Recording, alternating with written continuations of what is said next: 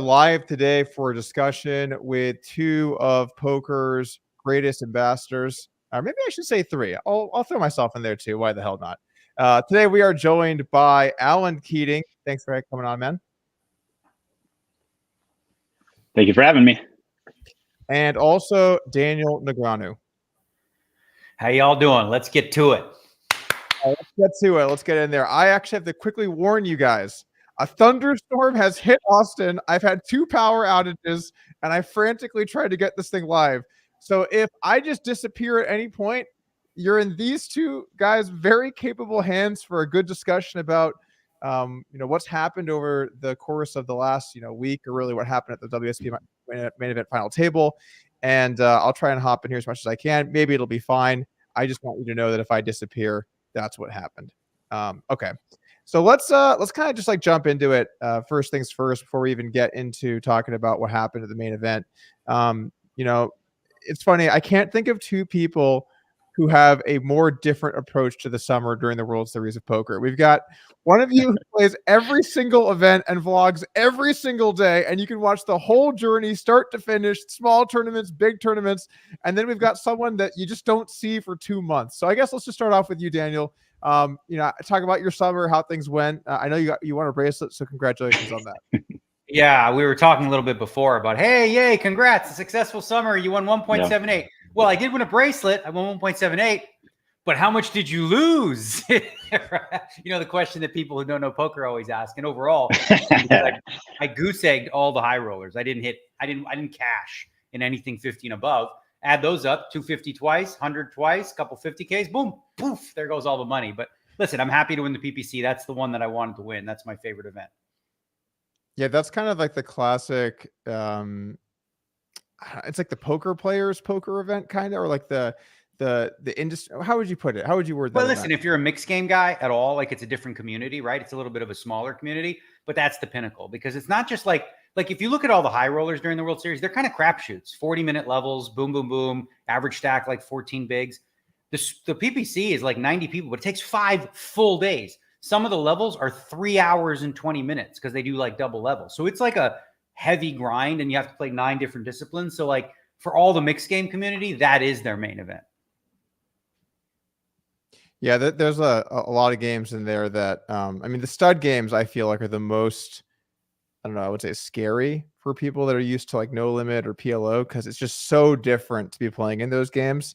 In my brief experience playing in some of that stuff, I feel like there are way more spots where one person just gets screwed. I mean, it happens some in No Limit or PLO, but in those especially, it seems like when you have all the face-up cards and how they interact, it seems like there's a lot of situations where you can really just kind of get wrecked when boards shift. Well, yeah, it's interesting you mentioned specifically the stud games, because when I was in that tournament, as soon as Ivy busted, the rest of the field, they were mostly like, he had Brewer, who's a big bet guy, Jeremy Osmus, Bryce Yockey. Like none of them were stud guys, like in any of this. That's like not their bread and butter. So like literally, I basically devised a strategy where I was going to play very small ballish and big bet, and I was going to go ham in stud games. I literally was open. If there was a steal spot or remotely close to one, I took every 1+, because I felt like, that's where I was going to have my biggest edge.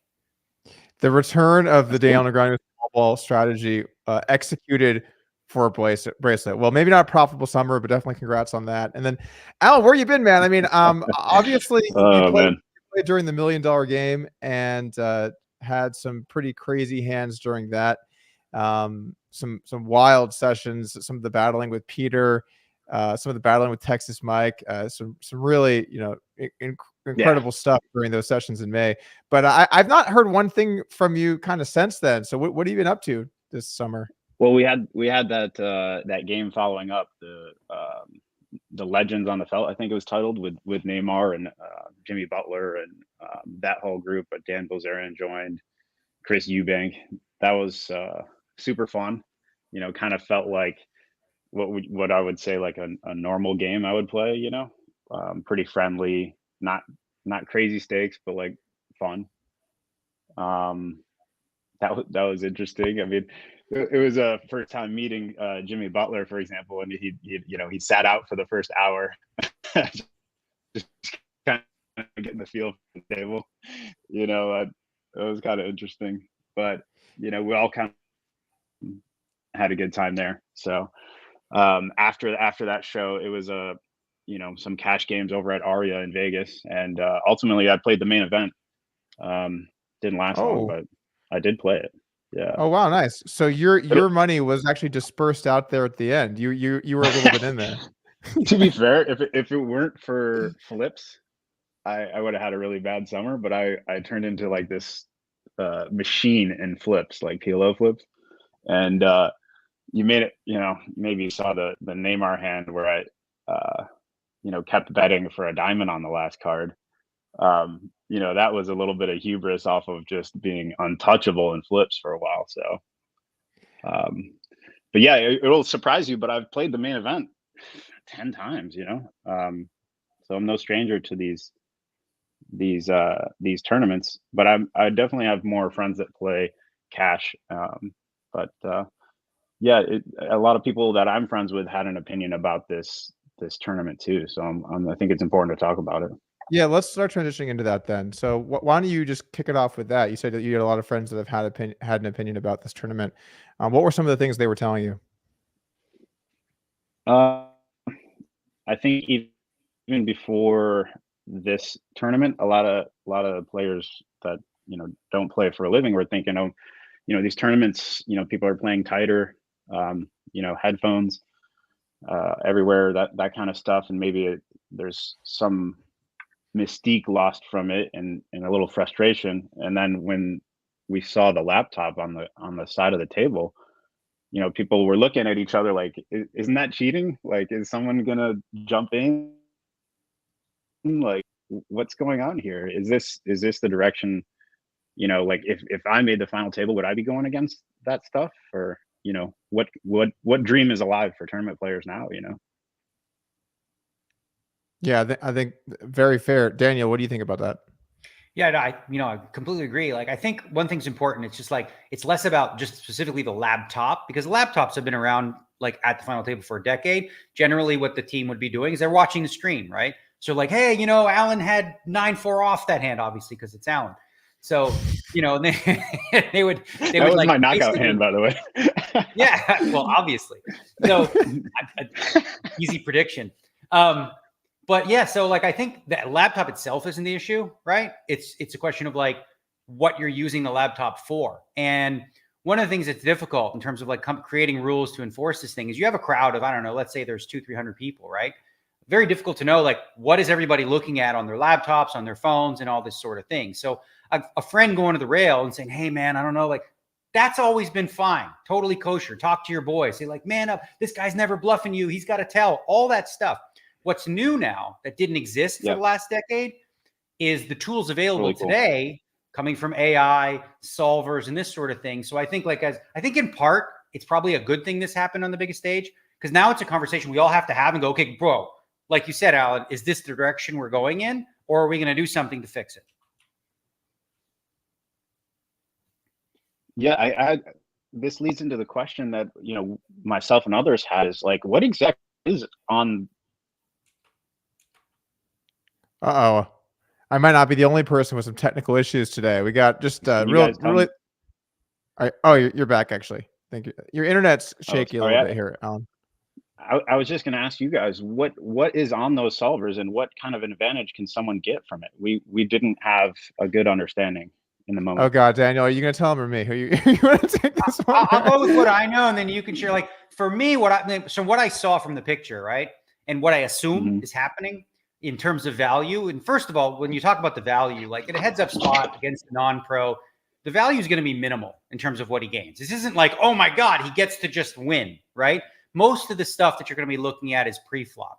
I think probably the biggest value they're looking at is as the stack sizes change, right? When you're playing 40 deep, 60 deep, 80 deep, the optimal open sizes are different. The opening ranges are different. You're adding limping ranges. You're adding all these kind of things. So if in real time, like Dom is crunching the numbers in terms of how many big blinds effective they are, he can continually update what you should be doing pre-flop. Again, I think, the game tree breaks down when you get to the flop, turn, and river, but that edge is minimal. And which is why partly I wonder, like, if you're gaining so little from this, is this really like optically what you really want to be doing? Is this even necessary? Oh my God, man. That point, that honestly, like, that's kind of the biggest point to me is let's just say, so, all right, taking a step back, there is some advantage to be had. I would say that the actual advantage might not be the most popular take right now, but the actual advantage you get in the moment from doing this, it's very small. That said, they're playing for a lot of money, but maybe he's gaining like $100,000 of equity, which is a lot of real money. But when you're playing for 10 million up top or something, it's not really a very large share of the overall player pool. But to do this and knowing, it's not, people will pull up images from like 6 years ago and be like, oh, look, this guy had a thing up or whatever. But the whole atmosphere is different now. Like, we've all kind of talked about this. We all know this is in the air. The tools are way stronger. And the response from the public when they see this, what you're going to get. This is not like there's two sides of the issue. People are strongly against it. It's crazy to me. I mean, I don't know. What do you think? Why would you do this, Daniel? It makes no sense. Well, yeah. And to further that point, I think it was a few years ago, there was a guy in the main event and he literally just took out a piece of paper in between hands that he wrote out, and they're like, you can't do that. You can't look at a chart in between hands. Right. And this is like essentially, no different than that. Right. And the thing is that there was rules and there were announcements made that said, you can't do this or you could be DQ'd. And I know we'll get into this part, but I think with Dominik Nitsche being a guy who's in this industry, right, who like has a product of his own, I think it's on him if they're going to do anything like this to like literally go to the floor and go, hey, just want you guys to know in between we're going to be doing this. Is this okay? Right. To their credit, they did it out in the open. They were not hiding it. So partly you have to assume that they didn't think what they were doing is wrong. But I think in a case like this is where you have to really sort of, get clarity, and saying like, well, I didn't hear the announcements. That's not like, that doesn't absolve you, right? Not knowing the law doesn't absolve you from having to follow it. Totally agree. I do want to jump into Dominik's statements and everything that he said and did in this issue, but I would actually like just to go back to Alan for a second here. Because, I think if you're Daniel or myself, where you've done a lot of work with these things, you understand the differences in these ranges, how hard they are to execute. I mean, that's really the thing. Like, okay, here is like the advanced size and ranges and exact combos. And it's like, well, now trying to execute the difficulty with that. Can you really play a great strategy post flop with this information in real time?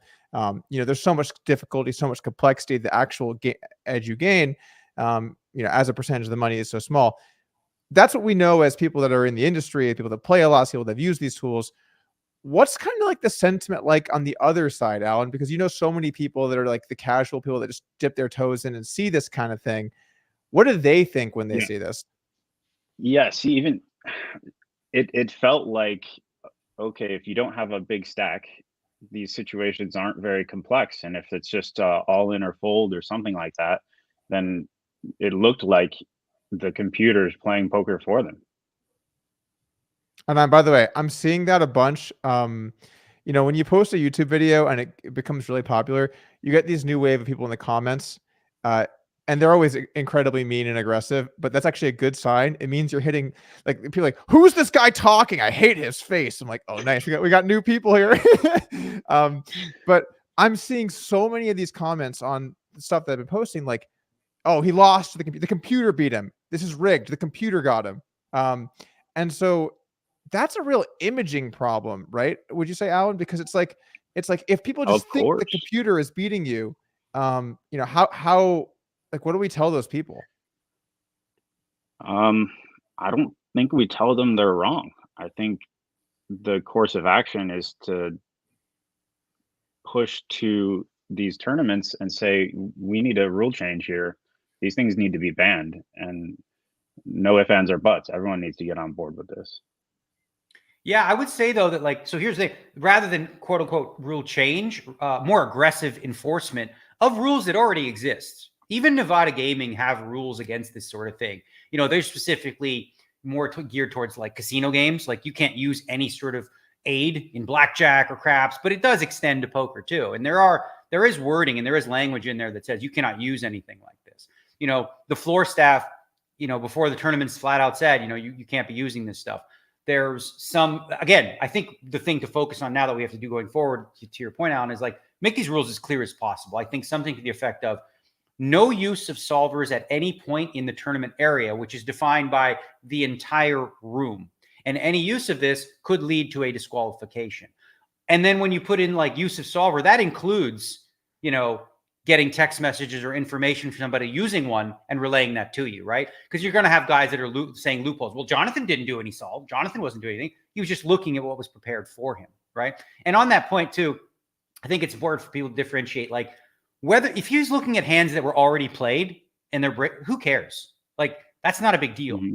Getting the solve for a hand that was played before doesn't necessarily help you for the ones going forward. The issue is the real-time assistant, if you will, is when the next hand's about to be dealt and you've just been spoon-fed ranges that came from a computer that tell you, and they're basically what they're going to do is Hold'em has 4 streets, right?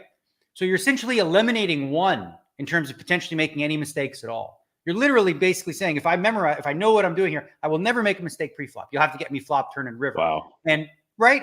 So Wow. From that perspective, like, there's no question. I don't think anyone in the community looks at this and thinks, yeah, this should be fine. Most importantly, too, when you look at online poker, right?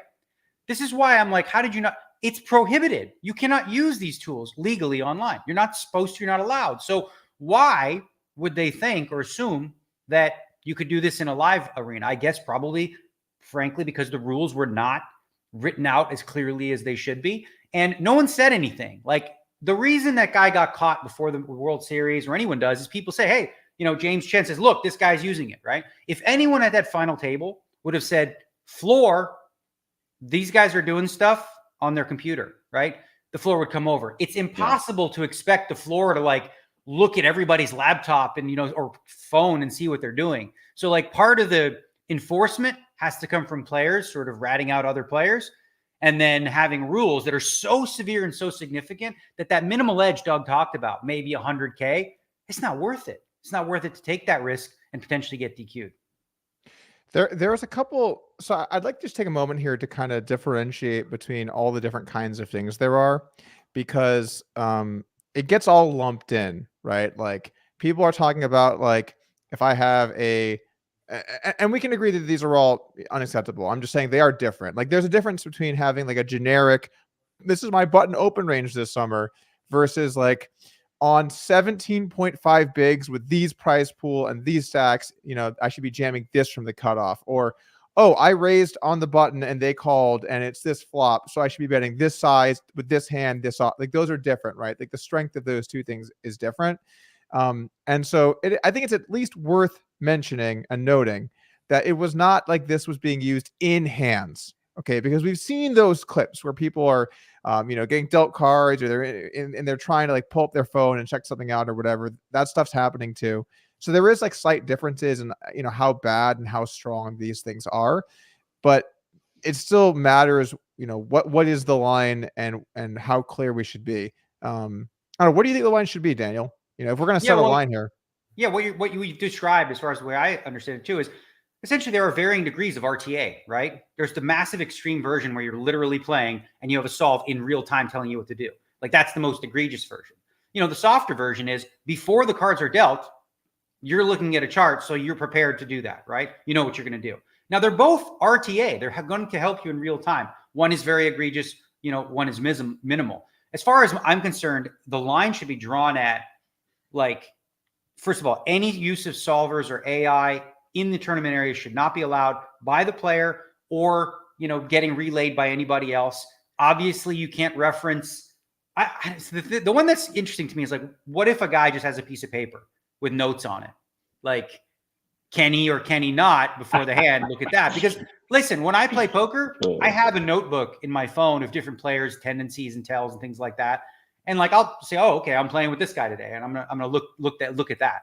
Like, I don't know, like, I think that should be fine.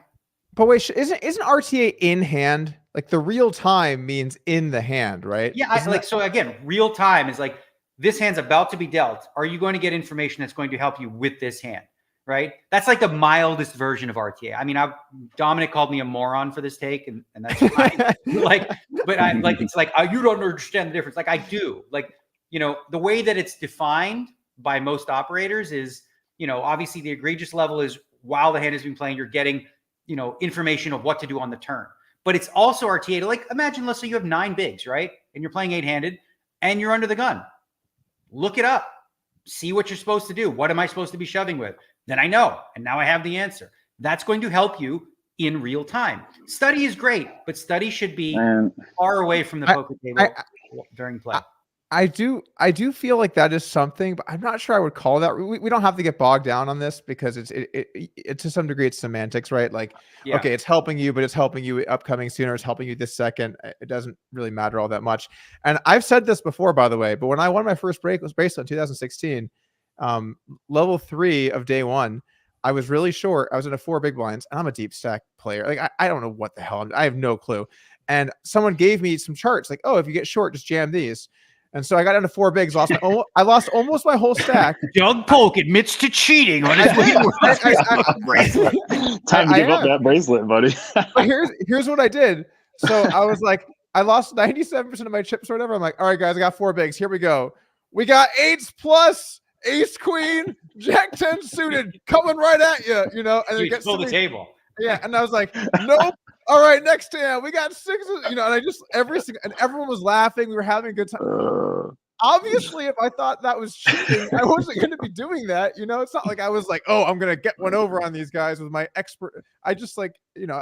Wait, hold on though, because I would like that band. I would like the charts band. I don't think anything. Yeah.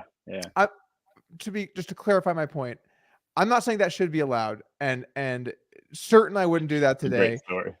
but I'm just saying, like, in the moment, like I thought that was fine. Like I didn't think there was anything wrong with it. And you know, if someone had said like, hey, you know, I really think that you shouldn't have that, can you put that away? Then I probably would. It's hard to say now. But people were laughing. They thought it was fun. I have like 4 chips. Everyone's just like laughing. It's level 3. You know, like everyone's like. In Tamayo's defense, you did it openly and you shared with the table what you're doing, right? Jonathan was doing this. He wasn't hiding anything. They were not like hiding the laptop and being all. He was literally making it very blatantly obvious he's looking at something and going back. So that lends itself to believing that like they did not think that what they were doing was wrong in the moment. Well, at least some of them didn't, right? Yes. Sorry, Alan, go ahead. So I guess if we want more enforcement, can we, the 3 of us, kind of talk about what standard there would be? Is it just, you know, first in infraction 2-round penalty, and then the second one you're disqualified, you're out, like you lose your chips? Or is that too harsh? To me, that seems on the nose. Yeah, I think that's important to have a sliding scale because there's 2 types of people, right? Obviously, all of us know this, right? So if we were looking up a solve in real time, we're doing it egregiously. We know the rule. You know, Arkansas Bob, who just downloaded this new software, and he's like, I wonder if I did this right. I wonder what I'm supposed to be doing. Looks at it, doesn't really know. We can't DQ this guy, right? Maybe this guy doesn't deserve an even a round penalty. Maybe this guy needs to be told, warning, you're not allowed to use that. If you do again, then you'll be getting a penalty. I think there has to be, at the outset, like at the front end of it, a little bit of softness in terms of the penalty. And then I would also, I don't know if this is fair, but I would also grade it based on who the person is. You know, if you're like a big time pro, buddy, you know better. Like, you know, whereas maybe if it's a, you know, beginning recreational player, again, I don't know if you agree or disagree with that line of thinking where recreationals are set to a different standard, but I could see, you know, being a little softer on them. I think we do hold everyone to a different standards, but like as far as a rule book, you know, you can't really have 2 separate rules. But I mean, a 2-round penalty is kind of a slap on the wrist. What do you lose? Like 3 big blinds? You know, I think it's a big one. It's big. I mean, that's a lot. It's a lot of equity. Good. It should be a lot. You know, Alan, this is great, by the way. Alan, this is great because you've played. Apparently, you played the main 10 times, which is incredible. But you're so like for punishment. You're great for this conversation because it's good to have someone that's like, you know, so in poker, but so removed from tournaments that it's almost like you're looking at it with just a brand new, fresh set of eyes. Like, what's going on in these tournaments, guys? You know, you can like come in and kind of give your opinion about that. I think that's really nice to have that perspective. Well, I mean it. I'm not saying I don't mind the penalty, but it's actually not 3, it's 5 because we use a big blind ante, so you pay 2.5 per round, right? I know maybe that is the right one. You know, if we really want to get to a place where we're like heavily super enforcing this, where people know like do not mess around, right? Yeah. Then maybe that's a good starting point. But again, I also think that tournament directors should have, you know, the final say and discretion. And that's where I'm talking about, you know, in terms of like catering it to the person. Like if Doug Polk does that, he's getting the max. period. Great. Like, dude, no. Whereas, random guy who's new to the World Series says, I didn't know. I say, okay, well, you get a warning. So, I mean, I don't know if it's necessarily the fairest way in that regard, but I think it's the most common sense way to handle, the whoever's doing it. So basically the opposite of what they do with Phil Hellmuth.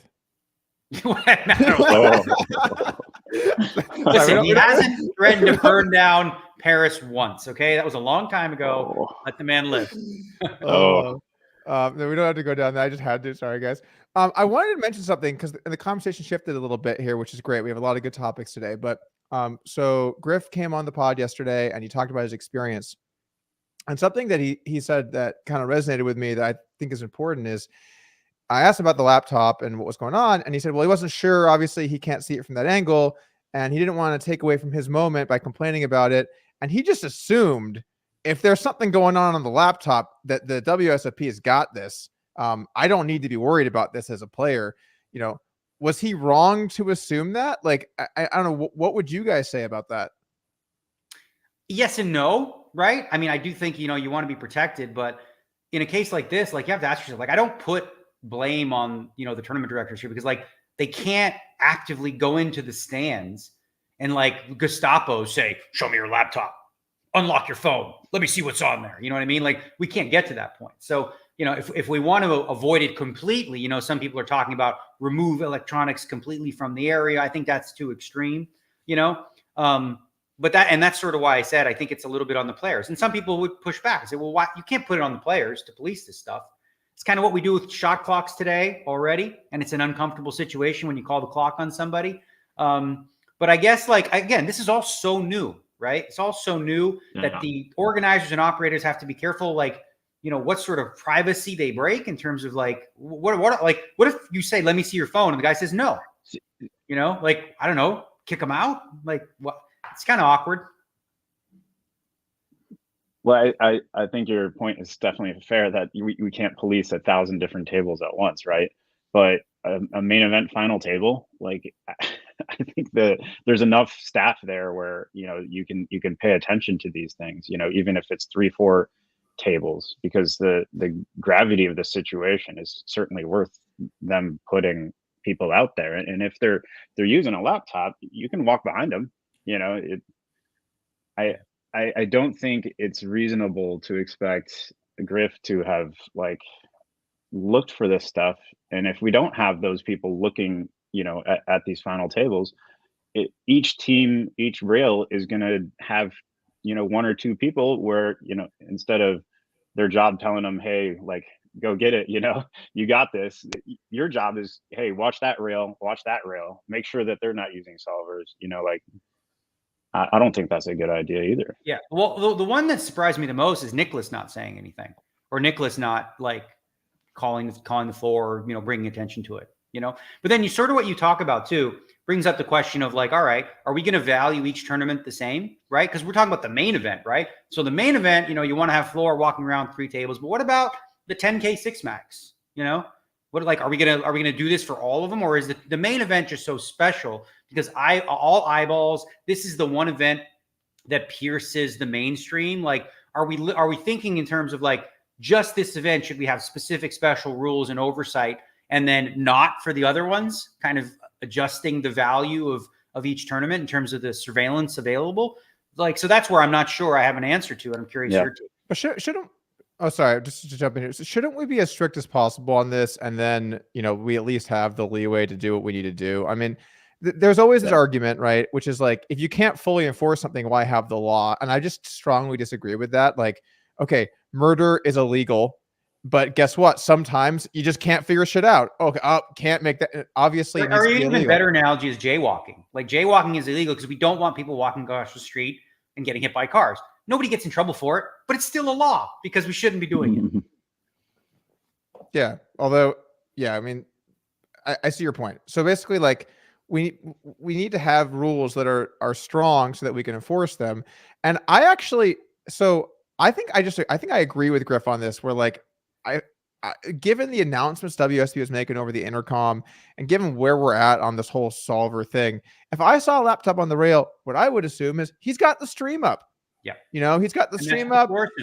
And nothing wrong with that. That's I think I don't know. There's precedent. We've had for a decade. We've seen that. So like everyone talking about laptops, you see photos of Sean Deeb and then the history. Everyone's got the laptop up because they're watching the stream. That was always kosher. So I think a lot of flack going to the World Series of Poker's way is unwarranted because like that's been the norm. Like people have always done that. And the only step that wasn't taken was anyone looking closely and saying, okay, can I see your screen? Right. That wasn't done. And the question is, should we and how can we? And, at what is this, at 3 tables, at 5? What about on day 2, on day 3? Like, it becomes a slippery slope. So like, I believe, the best approach personally is just to have a harsh rule on none of this stuff being open at any point in a tournament area. And if you're caught as a spectator, you're removed from the place. And if you're caught as a player, you face penalty of, what Alan said, which is 2 rounds or potentially, a full DQ. I like that we're going to go with Alan's take on what Yeah. the tournament penalties should be. All right, we came together. I am not. And Alan has spoken. It will be a 2-orbit penalty moving forward. I kind of like it, actually, because it is brutal. Like, it should be brutal. I said that originally. If you have 13 bigs and you have to go through 2 lives, now you have 8. That's like pretty bad. So, if you want to look at your, your push or fold charts, like under the gun, realize that you might just have to go through 2 sets of blinds. So just to go, oh, sorry, Alan, go ahead. You're making a lot of good points. Let me just throw this in there is that another thing is the World Series is already, as far as like final table or whatever, they're already incentivized to police this, have this rule and police this rule, because there are people that won't go to this next main event because of what they saw that time, right? They're pulling a lot of rake out of this tournament. It's not a big ask to get someone on there full time. Is that their job, in my opinion? Yeah, and that's a shame. And you're right. I've seen that on Twitter too. A lot of people saying, "Well, I was going to play. I'm never going to play." And I hope that's not the case, right? Because I think, like, if anything, generally speaking, when there is a robbery, right, like robbers don't go right back to that, same house. Like, this is an opportunity to go, okay, well, we saw it happen, and we're going to do everything we can to, secure it so that next time, it doesn't. And I do think the conversations are happening all over the place, whether it's Matt Savage and his crew, the World Series of Poker internally, like they're going to get this nailed down. One of the other issues, which you guys would all understand too, is like legally what verbiage needs to go in there that they can enforce, that they're legally protected, right? Because, we talked about sort of that privacy law and the Gestapo thing, like how far, if we accuse you, let's say, we use Alan, he's doing something. We say, oh, someone saw you on your phone. And you go, no, they didn't. Well, let me see your phone. No. Like, what happens then? Right. I mean, can't you just give them the penalty? I don't know. I mean, like if someone is but then what if I'm just at a table with you, Doug, and you weren't using anything? I say, I saw Doug. He had charts open just now. And Doug says, no, I didn't have anything up. I was like, well, show me your phone. And then your phone is scraped. Like, but I said, no, I saw it. Who are we going to just take my word for it? What if I want you to have a 2-round penalty now? So that makes my table easier. Well, the difficult thing with that though, is there are so many cameras in these places, so many, in poker rooms in general, that, okay, it's a gambit, right? Like maybe they don't have the right angle, but there is a very good chance. I could say I have 2 card rooms. We got cameras, every single angle you could possibly think of. And if someone says, I didn't have my charts up, then we'd go, okay, let's check out these 8 cameras. And then it's just like, oh, there we go. Boom. You have a chart and you lied. Take a lap, buddy. It's like, it's like, I don't know. Well, I think if we all kind of believe that it's cheating, or the vast majority do, and we want to make that our stance, we'll kind of police each other in the sense that if someone's sitting there with a chart, someone's going to walk behind them and take a photo of them looking at the chart. Yeah. Right. Like, yeah. And that's where I'm at with, like, listen, I don't think Jordan was responsible for this, but I do think that it would require, like, especially pros and stuff. We got to pay attention. We got to start like helping to police this, because we cannot expect a 1,000-player tournament, 8 tournament directors to have eyes and ears everywhere. So on that note, though, for this exact tournament, there was a lot of chat going along online about this during it. It wasn't just at the end when it was all said and done. Obviously, that's when it kind of like exploded. But, the live chat during this, like, people were talking about what's going on the laptop. What are they doing over there? And it was the front row. Like, he had it set up on the front row.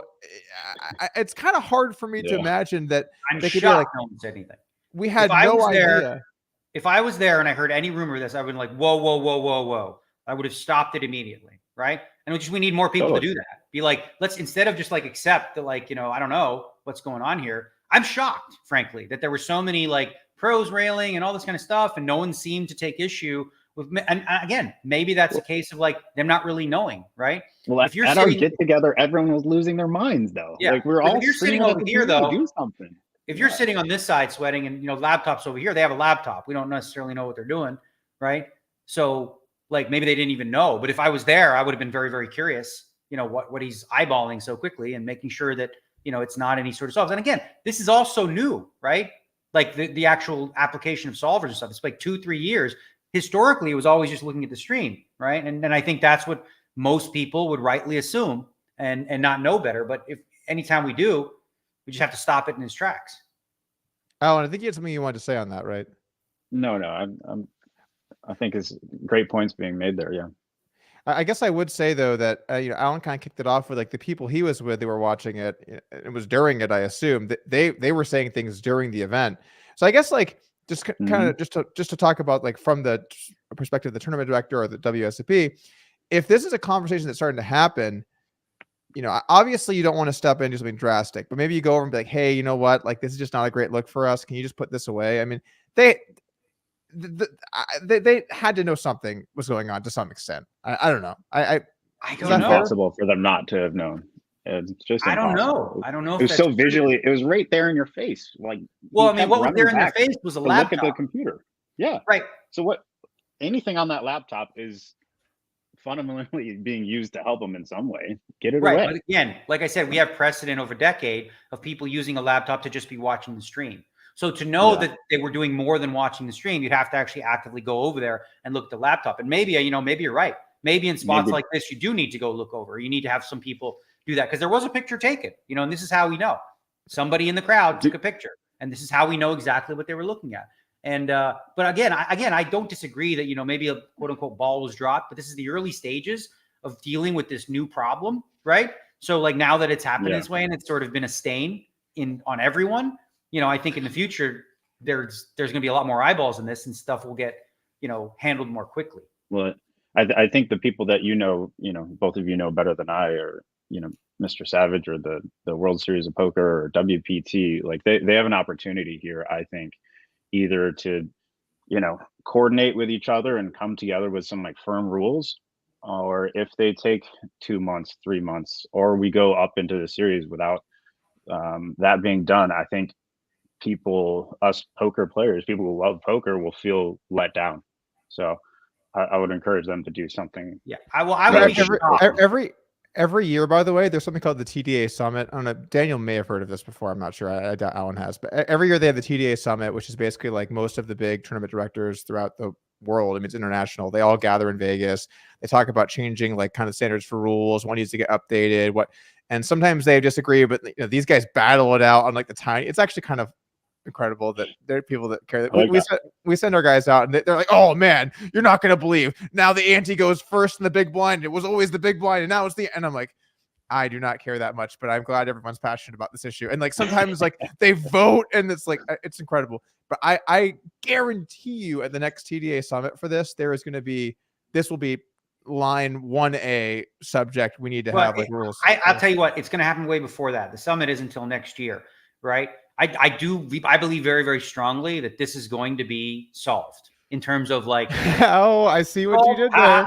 I see what you did there. In terms of a clear rule on what is okay, what is not okay. And I will say this: they should probably add to the rule, if you're unsure if what you're doing is okay or not, ask a floor.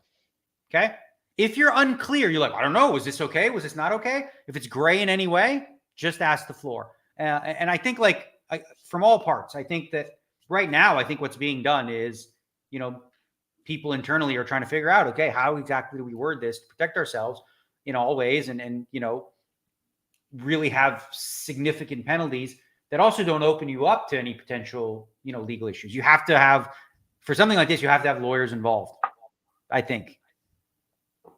Do you think that one of the sponsors or the main sponsors being GTO Wizard impacts this somehow, or did impact this somehow?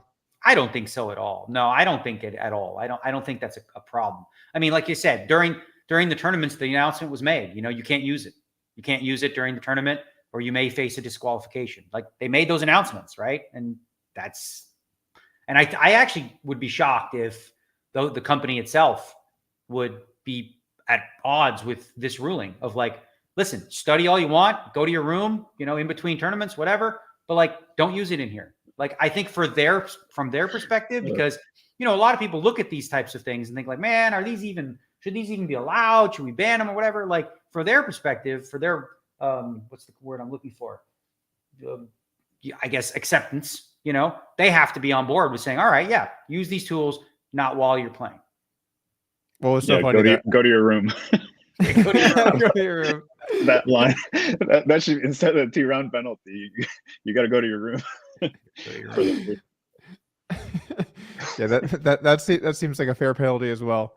I guess like let's change gears slightly on this in terms of the conversation and move it a little bit towards the response afterwards from Dominik. One of the most surprising parts, not just once we saw how the community felt afterwards, but one of the most surprising parts was Dominik Nitsche really just doubling down, tripling down, and even just throwing shots at other people. One of the absolute best moments was when he said that he had firsthand knowledge that Espen Jorstad was. I always mess his name up because it's Scandi, but he won the main event 2 years ago, and he was being fed more information than they were feeding him. He has firsthand knowledge, and then Espen stepped in and said, "What knowledge or what?" And then he said, "Oh, it must have been someone else then." And then Espen said, "Maybe next time think more about your firsthand knowledge," or whatever he said, and then he just left. Like he just came in, said that, and then just dropped the mic. It was incredible. But so Dominik has really not backed off here. I mean, it's been full gas pedal. He's been making memes. He's been insulting people. I guess let's start off with you on this, Alan. So I'm not sure if you followed some of his responses. Does it surprise you that, the guy with the laptop, with the Sims is just so unwilling to admit that this is not right? Now, what's your take on that? Yeah, I don't get into telling people like what to do. I'm more on the side of thinking it's kind of funny that the story you said where he calls out a guy and then gets a reply and says, "Oh, this isn't where I parked my car." That's funny to me, but I don't know. There's definitely some hubris there. One thing I was worried about was like, I'm not trying to take away from anyone's success here. It's just that there's a bigger problem here in poker that needs to be addressed, right? But yeah, what do you think, Daniel? Yeah, so I think in part you look at that and you say, okay, well, he obviously didn't think that anything he did was wrong, right? So that's why he's doubling down.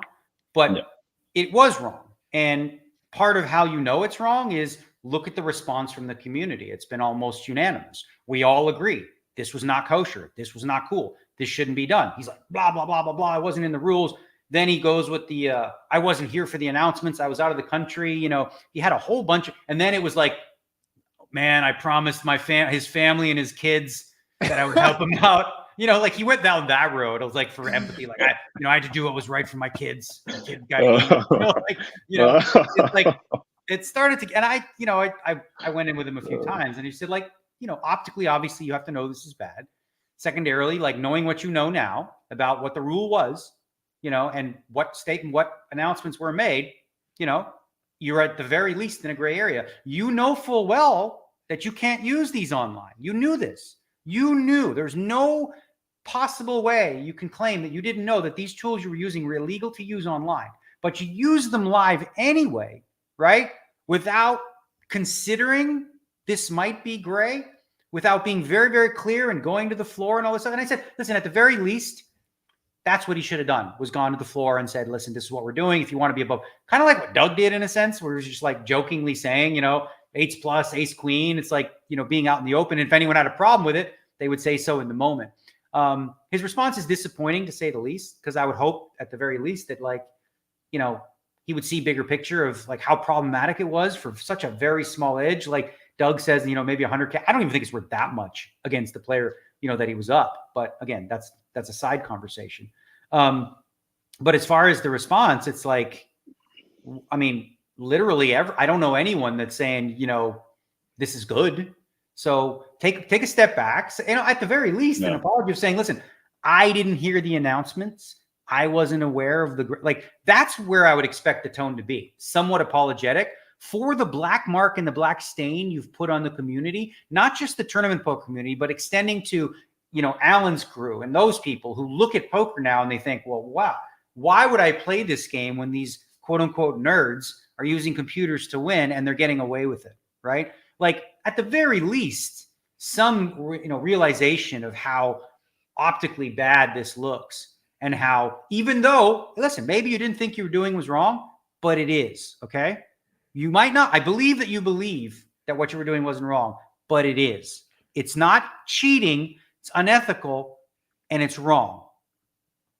I think there's a nice poker crossover example here too, which is when you play poker, sometimes you make mistakes, right? And when you play poker, you just need to be confident in your decisions. I'm going to live with them, ride or die.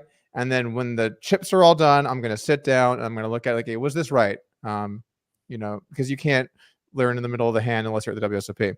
So after the session, you're going to sit down and you're going to check it out and see if this is right. And then you self-reflect. But I feel like in this situation, he's already decided I was right. This is fine. We're good.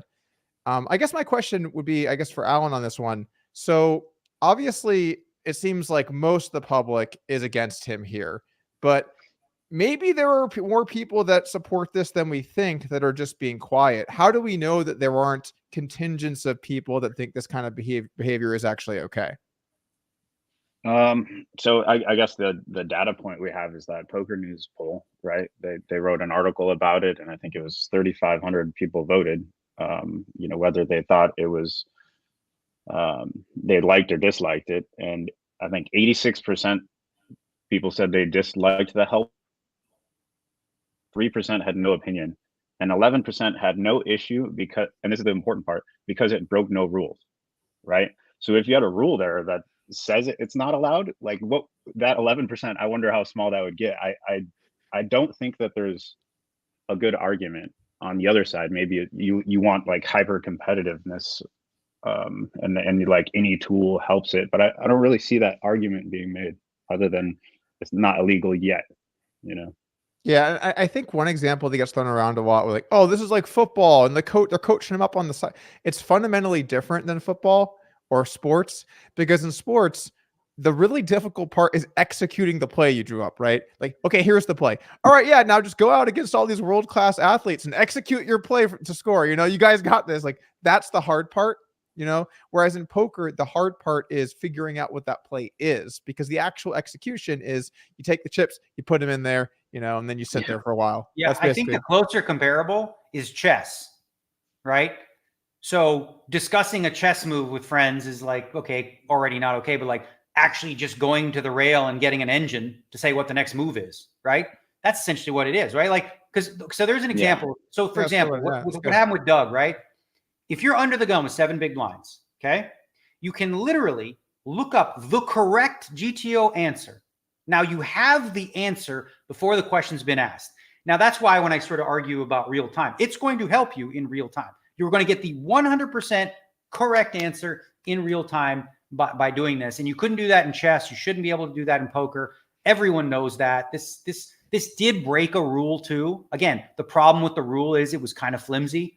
And it, just doing an announcement prior. The problem was the written rule wasn't clear enough. Okay. And part of that was, again, this is all new. This sort of conversation came up when there was the guy right before the series started, who got caught, at the table doing this, and sort of they came up with one on the spot. Right. So it's new, but I think now, like with the amount of eyeballs, and listen, it spawned so many bad mainstream stories. We got the earpiece. Oh my God, fell out of his ear. And they're like it's like, we live in a world now where conspiracies fly, and it spawned just a whole bunch of negative attention for the game.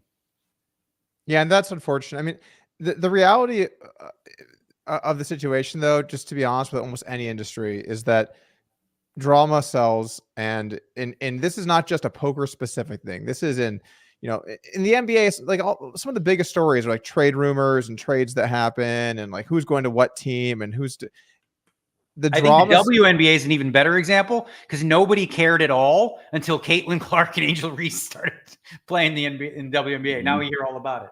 Yeah. Although I would argue it's a little different because Caitlin Clark's actually really fun to watch play basketball. Like she's just really good. I'm not a big WNBA or women's college sports guy, but if you watch her play stylistically, it's a little Steph Curry-esque where it's like she's super mobile. She's really good at passing. She gets people involved. And come on, guys, like anything to see someone just shoot from super far away. And listen, there's been a lot of WNBA players who are good. The difference here is the drama attached. I'm actually just agreeing with your point that it's a perfect example of how nobody really cared. I've never really I don't know 5 WNBA players. I know more now because I'm seeing in the news like this discussion between the rookie of the year, her and him, and there's a whole bunch of ancillary, issues behind that. So as far as drama, I don't know what you know about drama, Doug. But yeah, I'm not usually one to get in there, but she was big before the whole Reese stuff really started to emerge, just because she scored so many points. But still, it definitely helped sell the product. Let me.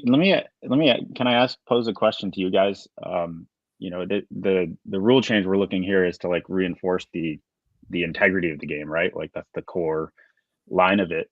But are there any rules that we can propose that make playing tournaments more fun or more fair? I like this. This is a good pivot. I didn't see it going this direction, but I got some out. Danny, you go first. Or...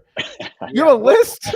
Yeah, I think if we focus on like the number one most egregious complaint is near bubbles, people stalling, right?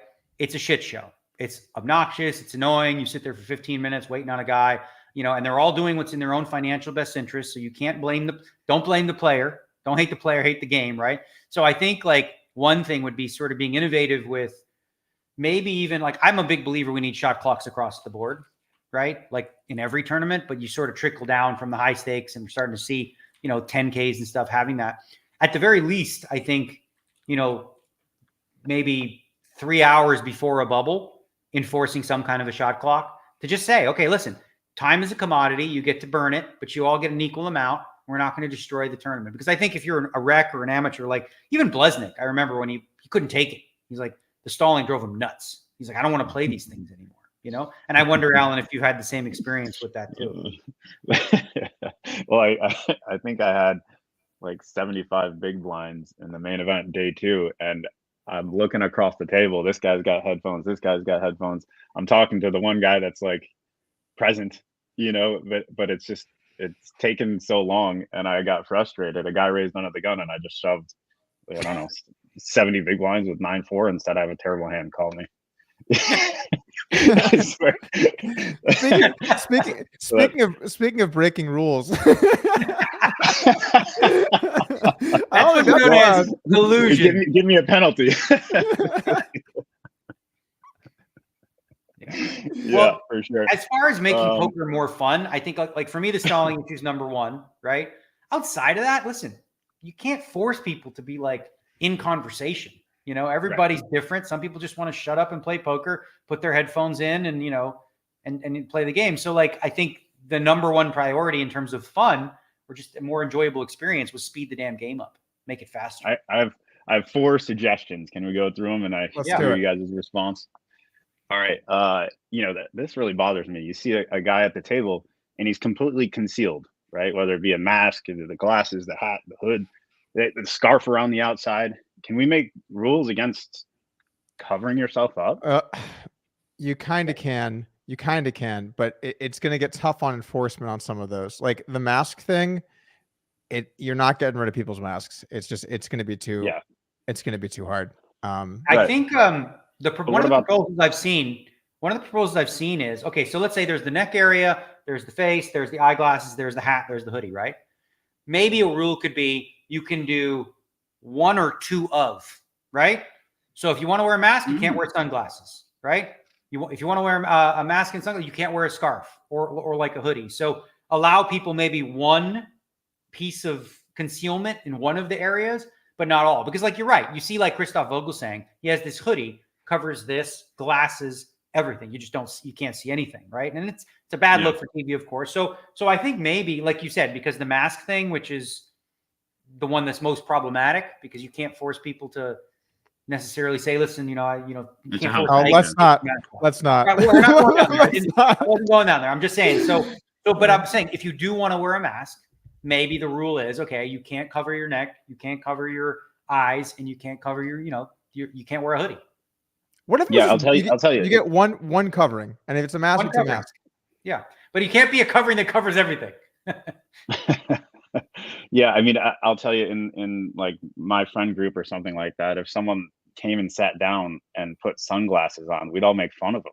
Like until he took them off, we'd be like, "No, really, you can't wear sunglasses. This is ridiculous. If you're going to take it that serious, like, go play over there." Oh, I got in trouble years ago. Sorry, quick side story. Way back when we did the big game, one of the rules because I was involved, was you can't wear sunglasses. Right? That was a rule. Well, Phil Hellmuth came to play, and Phil Hellmuth wore sunglasses at the time. I got in trouble with some people because I grilled Phil. I said, "Buddy, stop being a certain word. You're not. Well, can I say the word pussy? I don't know. Yeah. I called him a pussy. I said, "Don't be a pussy." Yeah, you can say I that. said, "Don't be." And like sort of because he was like, it's my brand." I'm like, I don't care about your brand or whatever. We're doing a show, or there's no sunglasses. So frankly, I think unless you have sort of a doctor's prescription, you shouldn't be able to wear sunglasses unless they're transparent. Like I had these glasses that Phil Ivey gave me because the lights, they are brutal. Like if you play under those lights, it's annoying. Like it sucks a lot of energy. And if you're playing stud games, you can't really see the cards that well. So he gave me these glasses. You could see my eyes completely.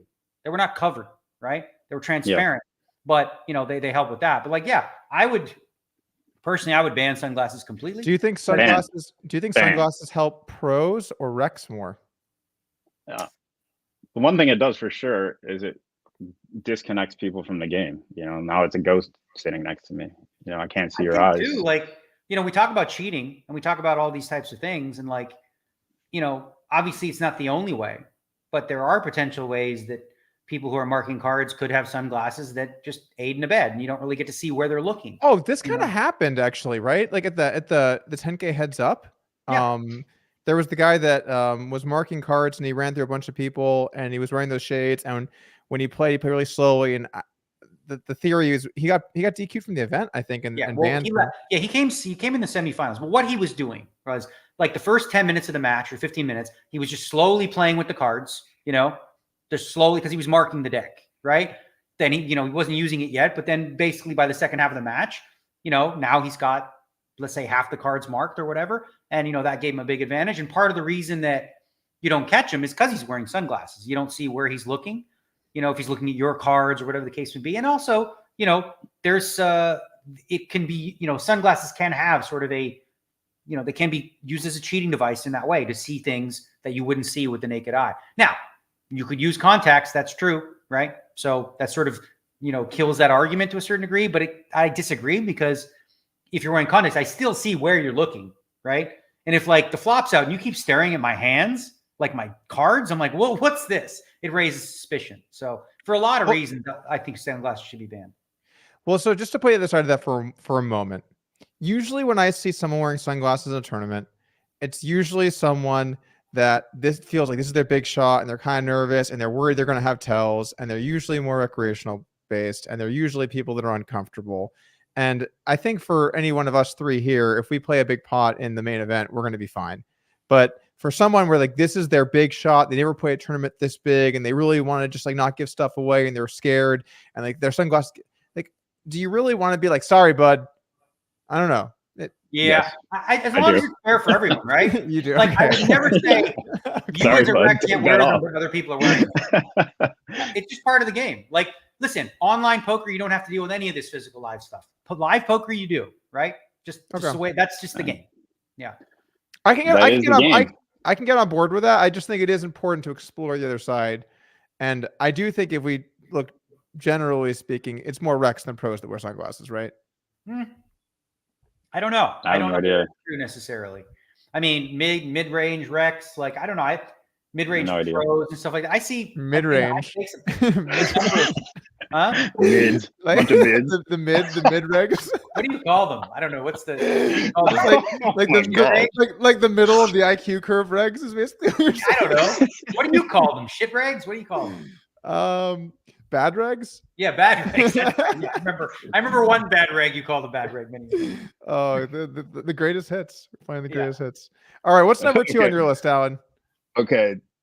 So the concealment, face, scarf, all that stuff. I wanted to talk about sunglasses, and we just moved right into that. So that was number 2. I'd like to see those going. And this one, I might lose both of you on this. If I don't lose you on the 4th one, I'll be shocked. But no headphones. Oh, I would totally agree with that. I'm in for no headphones. I think I'd be fine with it. Yeah. I really do think so. First off, people will just not hear stuff, and it creates problems. I've seen that a bunch. I'm sure Daniel's seen it. I mean, you might even have seen this before. Like people, again, it's also, you can make the same argument with the sunglasses as earphones can be considered a cheating device potentially too. Someone's speaking in your ear and telling you, like, I don't know, like obviously, Alan, I feel like you probably deal more with this, dealing in private games and stuff like that. Like, it's a real concern. Like, you have to be careful of, anything like this. So I think some people will be annoyed by it, and push back. They just like to listen to music. They're not doing anything bad. And I think they'll just get over it. Like, we used to play poker. We used to play poker without. It was fun before the headphones. When I started playing poker, people didn't even use Sony Walkmans. Like, nobody had headphones, and it was fine. Yeah. I wonder what percentage of people would support a headphones ban.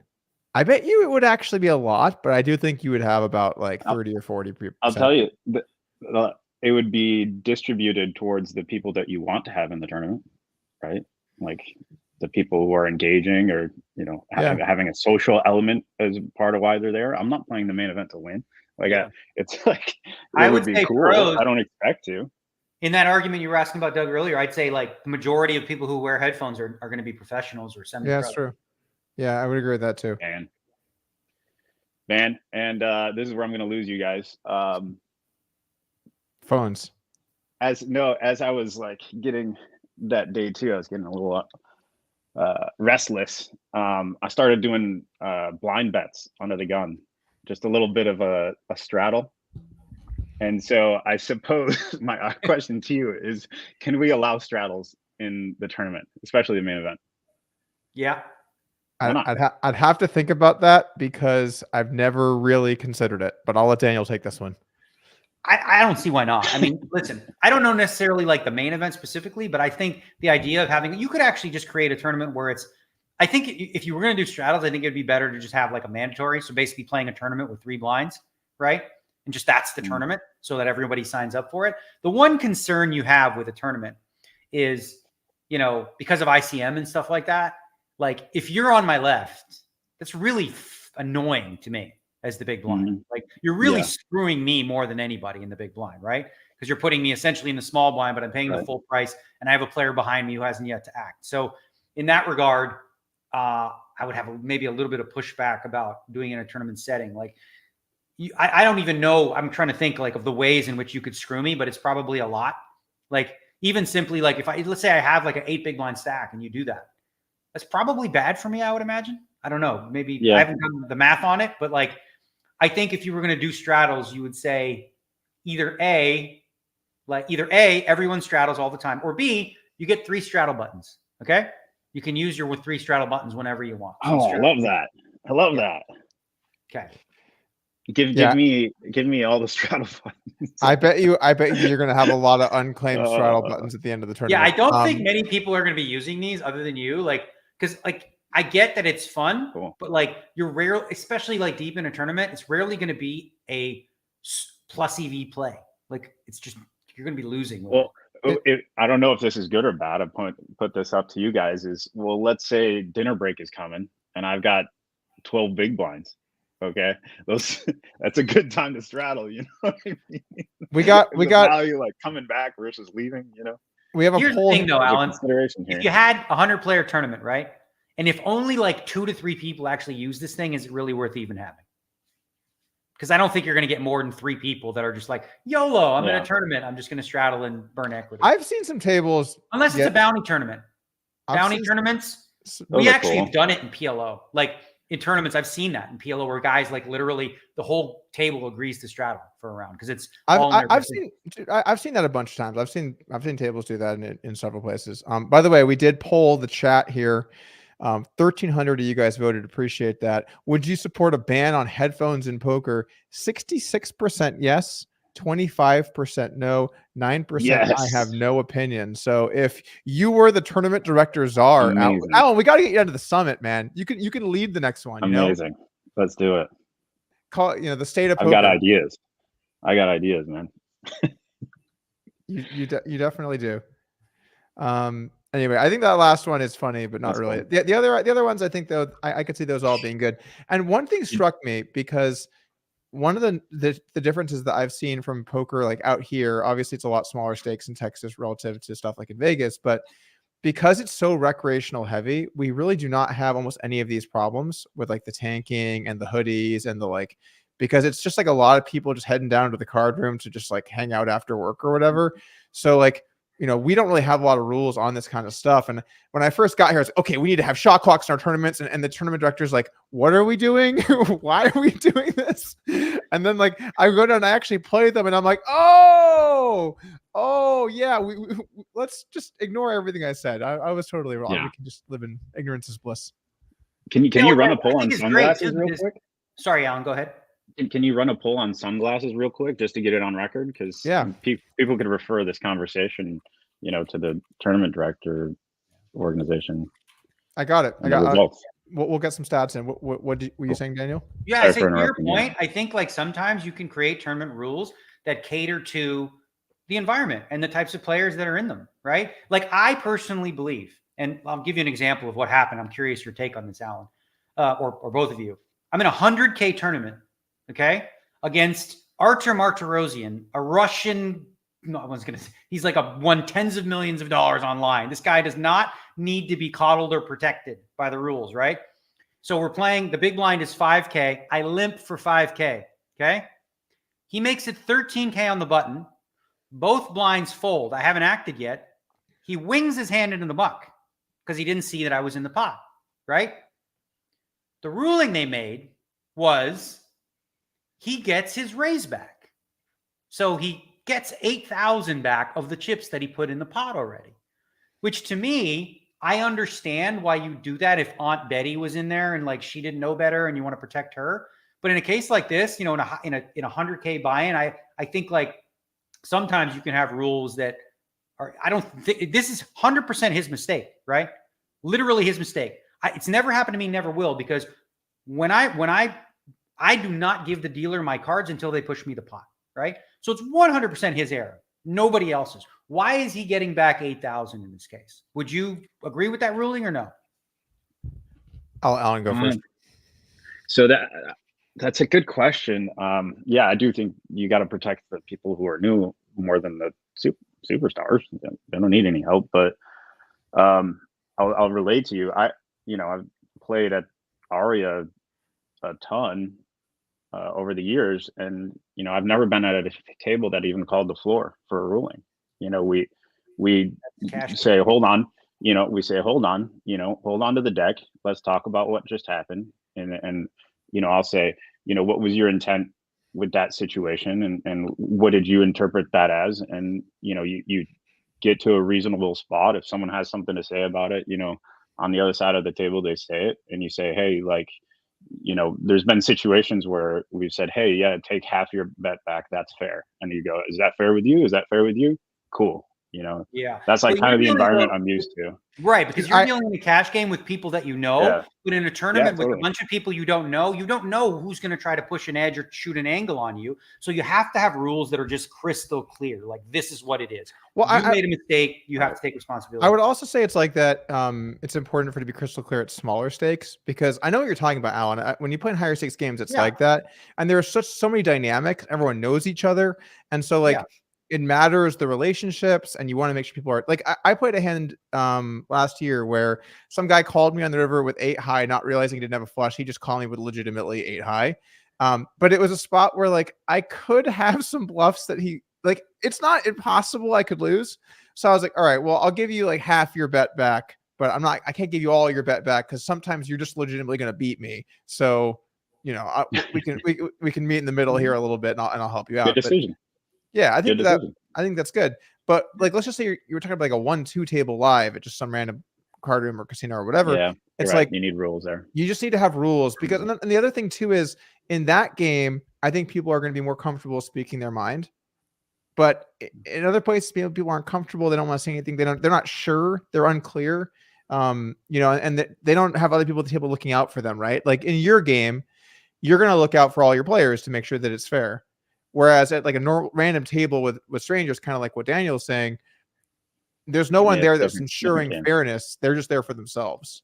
Yeah, like a perfect example, a simple one would be in a cash game, if it's 1 in 200 lines and a guy throws out a $500 chip, doesn't say raise, and then you go, did you mean to raise? He's like, yeah. In a cash game, you let it slide, right? Obviously. Yeah. In a tournament, you can't. You just can't, because now you open up like, you don't know these people, you can't just, it's a tournament. Like every decision affects not just the people at that table who have agreed upon it, right? Like say everyone at that table agrees it's fine. Well, what about the other tables? Like maybe it's not fine for them. Maybe there's another guy with one big blind left, and at the other table, you guys make a ruling that a guy went all in mistakenly, gets his chips back. Well, you just screwed somebody at the other table out of money. So because it's a tournament, you have to just be finite with them. And it's like, you be a real stickler. And I hate doing it, especially to a rec. We'll say, hey, you didn't say raise. So you kind of, and you just let them know, right? But yeah, just totally different environments. Cash games are more casual. And you're right. Like when I played cash, that's how we handled things ourselves. The players did it amongst themselves for sure. Sunglass poll results are in. A little less popular than the headphones. 57% would support, so still majority. 34% no, and 8% unsure. So more people actually supported the headphones ban. That makes sense because there's no so like the sunglasses. I could see like some players being like, I just feel so uncomfortable. But headphones, you're just like, I don't want to hear you guys. Yeah, I'm surprised by it. I'm surprised by the logic behind that too, right? Because what are headphones doing? They're not hiding anything. They don't give you any sort of competitive advantage from that perspective. They're just like, I'm going to play for 8 hours. I'm bored out of my ass. I want to listen to a podcast, right? Versus sunglasses, which, competitively, you could argue give you an advantage. So I'm surprised by that ruling. I think maybe it's just like you said, some people have their security blanket and don't want to give it up. Yeah, I think like socially, we can tease people that wear sunglasses too, because the reason you just said there, that it may give them a little bit of advantage. Well, I used to do that. Going into a game and bringing an asset like sunglasses used to give you a little bit of advantage, to me, deserves to be teased a little bit. Like maybe there's like a little social pressure or something. I like that, Alan, and I think that's something that people should do a little bit more of, is just ribbing people when they're doing something rather than just necessarily making it into like an aggressive thing. Just like make fun of them. Yeah. I used to do that a lot. I really did. And then I just gave it up. I don't know. I just felt like, especially with the Euros, because they didn't laugh. They didn't get my jokes. They're just like, I whales them because it's benefit for me, like, all right, never mind, I get it. Well, I do feel like the solver thing's got to get solved immediately. Like that's just over the top integrity situation. But I also want to stress these other points about, the headphones and the sunglasses and stuff, because there is like a threat here to tournament poker. It may be growing like small, but maybe it'd be going bigger if we made some of these changes, because just anecdotally, friends that I know, come down for the main event. A lot of people come down, how Vegas is during the main event. And, they'll be like, is there a last longer? Can I get in a last longer? And we've done last longers amongst, a group of friends that, I'll coordinate or other people will do. Yeah, Alan, next time you do a pool, just let me know. I'm in there. Yeah. By the way, like, hold on. Let me finish this point real quick. Go over it. Is that it? Like 5 years ago, it was like 80 something people, and you had to cash to win, and I had to give all the money back because no one cashed. Yeah. By the way, and now this last year it was 12 people. So people are, at least some of the people I know are kind of withdrawing, and that's sad to me because I'd like it to be fun. Tiny plug here, but to your credit, to your idea, in GGPoker within the software, when you play a tournament, you can set up last longers for whatever amount, and you can have them private, you can have them public. You can do whatever you want. So like you're buying it for a 1K, you can set up an extra 200, 500 last longer. And like I said, you can do password protected or not. And they also have like a staking feature too. But they like, I think you'd be aligned with a lot of the things they do in that regard to like add extra fun bells and whistles to it. One of the other things they do too, which I think is really smart, is like a lot of these tournaments, people late reg, because there's really no incentive to show up on time. Like you don't get anything. Well, what they do is if you show up like right on time, you get extra 10% shots, extra 10% to your stack. So then it becomes worthwhile. Yeah. That's creative. good. Yeah. I've got a chance to meet some of the guys that over there at GG the other a week or two ago, and I really love their perspective, and it seems like they're doing some cool stuff. And I love that game of gold. It's too bad you got knocked out so early. I hope that's not a sore subject, but yeah, everyone man, that show was great. Game of gold. Yeah, that was really good. Yeah, well, they were trying to do something different and unique that would like and it was great. People talked about it. It was a really cool show. Yeah, I thought that there was some. It was an interesting concept, and I do think that there was something there. I felt like the actual format, it just didn't feel fully right to me, and I wish I could describe exactly why that is. But it felt like very forced into. I can't really describe it. Like the poker stuff didn't seem. All of the drama and the people and the groups and the backstage, I liked all of that. That was great. Am I making I can shed light on that. Off. Okay. I can shed light on that. And I think what you're maybe be referencing is like, it was kind of simplified really. Whereas there's so many twists and turns and angles you could take. But I think for the first run through or the rendition, they weren't sure exactly how much poker players would be willing to put up with. So they went with a more simplistic format that's easy for the public to kind of understand or whatever. But with a format like this, there are literally so many, like, reality TV. They're like, there's so many cool ways in which you can incorporate poker and reality TV and create some like really sick plays. Like I thought one of them was cool, was like, okay, pick your partner for the next challenge, right? It was very Squid Game. And then it's like, all right, your partner, that's your opponent. And you're like, no. Like when Charlie went over to Jungle Man and he's like, yes, Jungle, let's go. And then he had to play against him, right? Yeah, they did a lot of great stuff with that. I thought the reactions of the people, and they're incentivized rooting for their own teams, was a layer that made it a lot more. It's much better commentary because I think a lot of people enjoy commentary. Like Jared went in the booth, a few people go in there and just rip the players. Like, I think people kind of like that. And I think this environment where like, you're rooting for a guy, you're getting the authentic, you're getting the real deal. You're getting the like, what the fuck is he doing right now? Like, what is my guy doing right here? And I think like from a poker fan's perspective, that's a lot better than this sort of clean cut, like, well, that's a interesting choice here, on the turn, rather than like people who actually have money incentive and like Doug's going in there just fucking 5-bet shoving against Arkansas Bob. And we're all like, what is he doing? I don't care if this is GTO. Don't randomize this, you fucking idiot. So I do feel like some of the scenes when they went back and talked to people, the best scenes were when people had responses that were not really poker related much at all.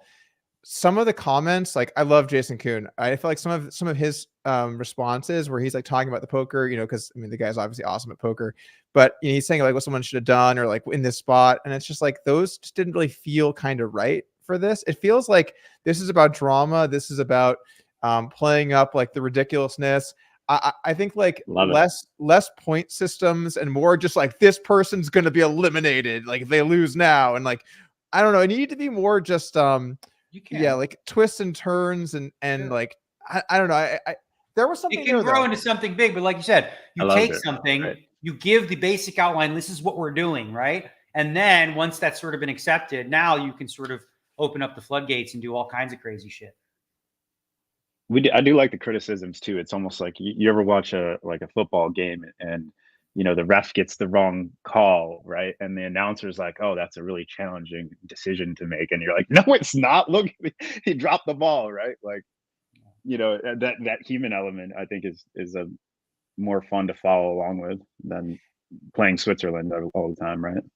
Yeah, I mean it's a curtain, it's a behind the curtains thing because like I was sitting in a tournament and Brewer and Joao Vieira were at the table and we were watching the main, right? And like each hand, you were getting them just like ripped to shreds every spot and all that stuff. And that's kind of the behind the scenes stuff that people really enjoy. I actually got a little snippet from my vlog of like Brewer breaking down the spot and all this kind of stuff. And I think from a learning perspective, I think people do enjoy hearing that a little bit, but also like you said, just the kind of like chilled, laid back, like calling people idiots. People enjoy that. There's so much of the learning content out there, though. We don't need more of that. But it's learning in a much more organic way, right? It's like kind of real time in the spot. It's not like a lecture situation with a pointer and stuff and showing graphs and stuff. It's just kind of shooting the shit, talking about it, and explaining how you think about different spots.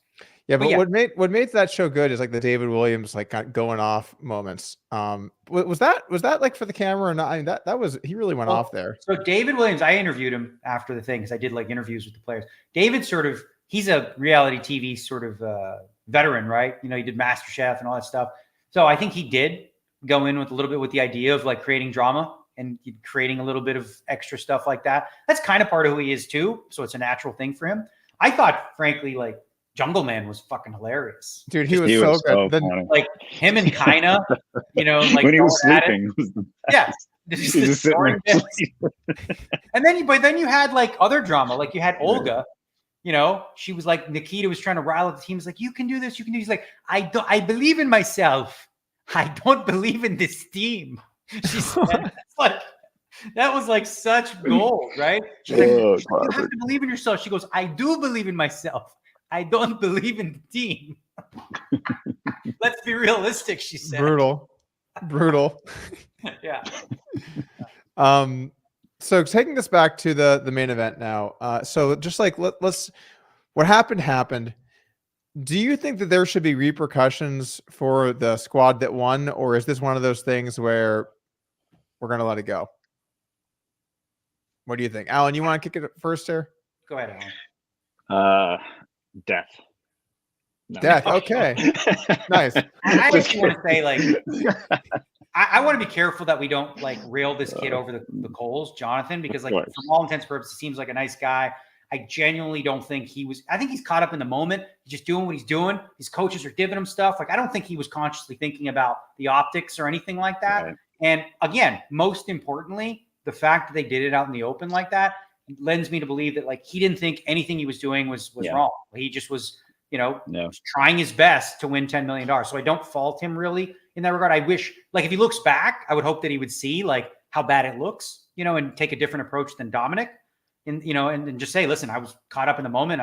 My coaches are giving me info. I'm taking it, So I don't want to rake him over the coals, and I don't think there should be any repercussions whatsoever at this point. It is what it is. It's happened. I think just like we got to prepare for the future and, better handle these situations when they come up. Any thoughts other than death, Alan, or just we're sticking with death? I just don't have a good answer there. I don't like taking away anyone's glory or like their moments, even if I don't agree with how they did it. But then it's like, if it was against the rules, like there was a failure on like, different levels. And if it's against the rules, what's the punishment? Is it nothing? Well, so I think that the WSOP rules it's unclear. It's not in the written rules really. There's a slight thing that I think is really weak. People are bringing up. But we have the intercom announcement, which is certainly something. But Nevada gaming rules, I would say it's pretty clearly against. And if you're going to go the legal action route, that is, I think, what really matters. So I don't know.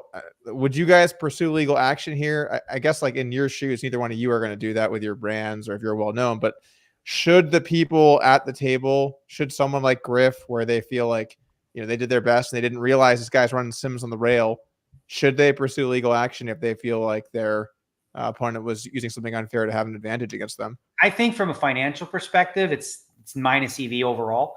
You're gonna have to spend a bunch of money on lawyers, right?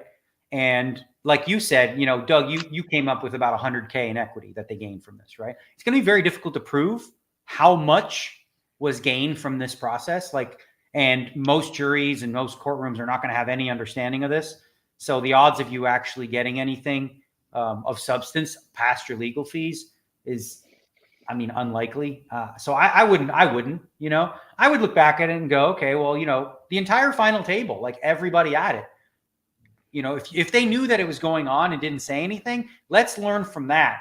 If you know that someone is doing this, tell the floor. I can't believe they didn't know. They didn't know. They didn't. Knew? Well, Griff said he didn't know. He thought that they were watching the stream. He assumed if it was anything bad, they would have taken care of it. And to his knowledge, other people. I'm just kind of paraphrasing. I don't want to be. No, I get it.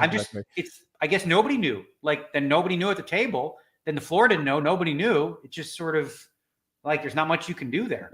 Yeah, but the law is clear in the Nevada gaming that this is against. There's no ambiguity. This is not allowed. So yes, sure. It seems like there is a pretty clear-cut case, and maybe because we can have nuanced opinions here, I think it's maybe around 100K. You think it's less? That seems reasonable too. But a court and a jury or a judge or whoever it might be, they're not going to be able to really discern that, right? And I'm sure there are lawyers that would take it on for win only. Right. And then, like, how far does it extend? Like, I played the tournament. You played the tournament. Like, can we sue? Mm-hmm. You know what I mean? Like, but obviously, I don't know. I feel like suing is embarrassing. It's just I agree. As a man, whatever, like, figure yourself out outside of courts. When people are like using courts to take money from other people, I just think it's unbecoming. Yeah. All right. Well, while that's true, sometimes it is necessary. And if you did realize afterwards your opponent was using software to beat you with this much money at stake, and they're over there running calcs to beat you in this thing for $4 million, I don't think it's like crazy unrealistic to be like, oh, my opponent used something they shouldn't have to win $4 million off of me. I'm going to try and pursue that.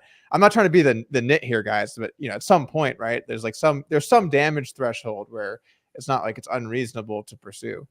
Yeah, I'm not even saying you should. I'm just saying it's like not right. It's not like outside the realm of sure. And then the slippery slope is, who do you file it against? Are you filing against the player itself, or are you going to file it against the operator, or both? Right?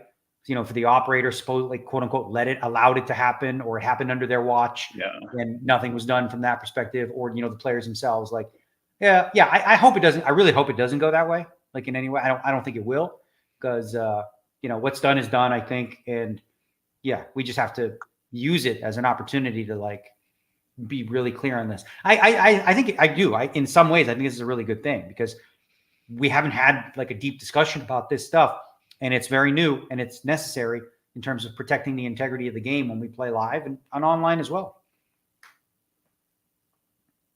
What do you think, Alan? I guess we'll see. I think they would go after the World Series before they'd go after the opponent, probably, because bigger group, right? Like, well, I definitely think they'll lose that. Yeah, but I have no idea. Yeah. Do you think the WSOP should make a statement on this? At some point, I think, I was asked this the other day, but like, I think the statement should come when they have a resolution in terms of a solution for the future, right? Just saying, hey, that sucked, isn't enough. I think the statement should come when they say, okay, this is what happened. This is what we're going to do about it going forward. Here is the official rule on this and how we're going to enforce it. Until you have that, it's kind of empty, right? Like, shucks. Totally. Once you have the legalese done and you have like, the rule concrete, finished, complete, then you come forward and say, this is our policy. Yeah, agreed. All righty. I think that's a fair place to probably end it. I did ask the chat here if they had any last questions for either of you guys here before we call it a day. I do think, like, just like to kind of sum things up, I think it's important that, we take this moment, we learn from it, we create good policy, we move forward. And we understand that it's not like the end of poker when people see these controversies. I do see some comments who are like, oh, it's always a cheating story in poker, which maybe if you're just a very casual fan, you see the Robbie story, you see the Postle story, you see the Cabril controversy thing that happened, or people thought he was cheating and it went back and forth or whatever it is. But I don't think that means that poker is in a bad place. I do think that the game is growing. I do think it means something that we see the fields grow year over year over year. Live poker has never been better than it is today in terms of field size, in terms of people's passion for it. I do think online poker has more and more threats and issues as software gets stronger, and correctly implementing security measures to keep people safe is going to become absolutely paramount to the future of online poker. That's clear. And if you're playing on a site where you don't trust the security measures, you shouldn't be playing there. We've seen so many stories in the last year on that front too. But I don't think we should be all doom and gloom. There are a lot of good things happening with poker. We're seeing some of the biggest audiences for poker shows. So many great places putting out content. So many great streams. So many good tournament series. Events getting bigger and bigger. I don't know. Like, I think it's important to leave our audience with some positive feelings here that like, I actually think that poker is in one of the best places it's been in a long time, despite some of these types of issues moving forward. I mean, a perfect example, let's take the main event. You got guys in the main event. You have guys putting up $10,000 in the main event and shipping 75 blinds with 9-4 offsuit. Like, what the fuck? What more do you want? Like, poker's booming, y'all. Poker's booming. Oh boy. Maybe shouldn't have shared that. Maybe the rules are actually in a really good place right now. Yeah. The problem is you can see too much of the other person. If only there was. Yeah, actually, Alan, have you considered maybe if you put all the stuff on that jam, you might get through a little lighter. And probably don't say, "Hey, I have a really bad hand. Call me." Yeah. I have another main event story that's very similar, knockout hand. But this was before a long time ago. Can I tell you this quick one? Go for it, man. It's in the same vein. Maybe I shouldn't. Whatever. I got kind of bored and same thing. Got the urge to leave came up, right? And I'm like, all right, guys, I got to run. I'm gonna be really playing a lot of hands here. And this guy, there's a re-raise, a raise, and I'm like a re-raise, and I'm like, trust me, guys, I'm really gambling here. Just like pushing it, right? Finally, this guy raises with ace jack, and the board comes jack high with 2 diamonds. I remember this. So I had 2 little diamonds, and oh no, this is probably against the rules. He bets, and I go all in, and he picks up his hand, like about to fold. I go, wait. Do not fold here. Whatever you have, you're ahead. I got some little baby ones that are diamonds. And one of the guy calls the floor, and he's like, floor, he's not allowed to say his hand. And I was like, oh, I didn't know that rule. I didn't say the specific hand, but the guy's like, wait a minute, are you messing with me? Do you promise that you have like low diamonds? And I'm like, buddy, I promise on everything in the world, I have low diamonds. He calls, and I get knocked out. And I'm like, thanks, see you later. Like shaking people's hands. Good luck. It was fun. Why do you play the main? Yeah. I don't know. There's 364 days a year I say I'm never playing the main event again, and then I wake up the day of, and I'm like, you know what? I might win the whole thing, right? Like, that would be fun. I'll short you next year. You just let me know. No. Well, you get what is it, like 10 million on 10,000? That's quite a big return. You're risking quite a bit for nothing. Right? Maybe I won't short you then. So what do you got coming up here? Let's just do some closing remarks, Alan. Where can people find you, and what you got coming up in the near future here? Did you freeze? I think he froze right back. In other words, nothing. Oh, there he is. Okay, he's back. Daniel, so what do you what do you got on the horizon, man? Well, World Series over. I usually have a pretty good hangover for a few days. I'm just coming out of it. We'll get back in the gym, take a little break, probably Poker Masters in September. Then at some point I'll be traveling because I have to leave the country to play online poker on GG. And we'll be playing the GG Online Bracelet Series. And then, of course, in December, we got Bahamas, which will have some really big tournaments that even Alan might be interested in. I saw that. I heard about this. About this. Can you tell us more? That sounds interesting. You would be considered a businessman, I imagine. Mm-hmm. I'm right on the line. Yeah. Right, so you get in on the businessman side. You just got to find a pro. That's all. Interesting. So I'm actually not familiar with that one. I want to hear about both these. I was gonna ask you what your thoughts were on. God, the number sounds so huge. I want to make sure I'm not getting this wrong. What's the big tournament that they have going on out there? Like, what's the guarantee for it? $50 million guarantee for the $25,000 buy-in super main event. Yeah. Isn't that just like insane? It's out in the Yes. Bahamas. Like Yeah. are they going to get that? I don't think so, but I always think they're never going to get it. awesome. They don't really seem to care. I think part of like what those big guarantees are, it's like it's a success if you hit it, right? Because it's amazing. And if you don't, it's a nice giveaway to the players. Like it's just extra equity for the players. So it's like a give back in that respect. So I think there's ways that they could do it. Like obviously with multiple flights, day one flights, doing online flights, sending 1,000 qualifiers from like GG Online. And now what do you need? You need like 2,000 players for a 25K? It can be done. Actually, you know what? I think they might actually do it. Yeah, I think they might actually get there. But 25K it's a little less approachable, right? Like 5K or 10K, those you see like multi-thousand fields and like a decent chunk of events. But for a 25K, this is, I don't know, this is going to be the largest 25K ever, right? Yeah, I think the key is this, right? If you have a solid base of qualifiers, let's say you do get 1,000, that already is enough to get everybody else to be able to sell.